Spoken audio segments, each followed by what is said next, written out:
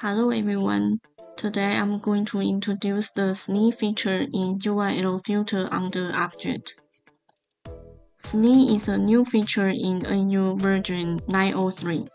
Previously, the only available method for implementing a web process was by installing a certificate. Why we added SNE on version 903? Because some customers thought the process of trusting certificates on each individual computer that's too cumbersome. It's time-consuming. To make it easier for administrators to configure the system, we added a new feature SNE to simplify the configuration process.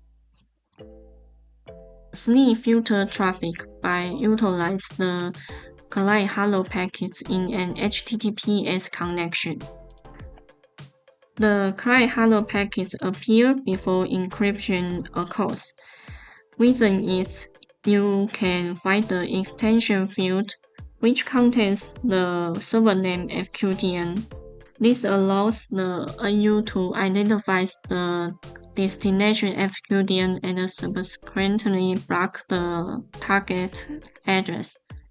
However, there's a chance that the client hello packet may not contain an FQDN, or the provided FQDN may not be the final destination.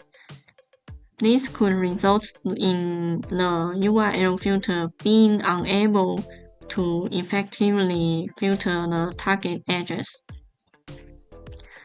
In case of HTTP, whether using certificates or SNE makes no differences because HTTP itself is not encrypted. Therefore, the destination URL can be seen under the Hypertext Transfer Protocol section. So, SNE seems very convenient. Should I just switch entirely to SNE? This actually depends on the accuracy of the filtering. If very detailed content filtering is needed, it still has to be done by install and trusting certificates, because not all client hello packets contain an FQDN. We need to use a certificate to see the encrypted content. We can scan and block it as needed. Overall, SNE is simpler and easier to configure. Accuracy is related poor. Managing with certificates is more complex to set up, but it allows for more precise filtering and also supports web antivirus scanning. You can decide whether to use SNE based on the level of accuracy you need.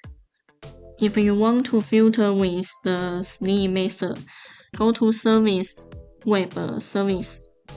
Then you will find this, and check the box for Disable SSL decryption. The other steps are the same as the original certificate's URL filter settings. Once the setup is complete, you need to apply it in the rules to ensure the URL is actually in use. The question mark will list the impact items of disabling SSL decryption. Let me explain the affect items. Point 1 and point 2 cannot be analyzed because without replacing the certificates, the encrypted content remains unknown. Point 3 and 4 cannot filter the full URL path because the extension server name only includes the host. It doesn't contain the complete URL path. For example, if a link ends with word, we can only filter based on the FQDN address tw.news.yahoo.com. That means we cannot block just the URL ending with word. Instead, anything matching tw.news.yahoo.com in the FQDN will get blocked. Here I'll go over how to set up SNE. The requirements is to use SNE to block Facebook, and when the block is triggered, a notification screen should be displayed. Step 1. Go to Network and Web Service and disable SSL decryption. Step 2. Go to Object, URL filter, and set up the list settings. Step 3. Set up the blacklist. Step 4. Make sure to disable SSL decryption but display a block page, and create block warning message. Then add the list you just set up. Step 5. Go to Policy and Security Policy and select the URL control group you just created. And that's it, your setup is complete. Here's what the rules will look like once everything is set up. Below is the block screen when triggered. If the block page option isn't selected, it will show a secure connection failure message instead. That's it, the explanation of URL filters SNE. Thanks everyone.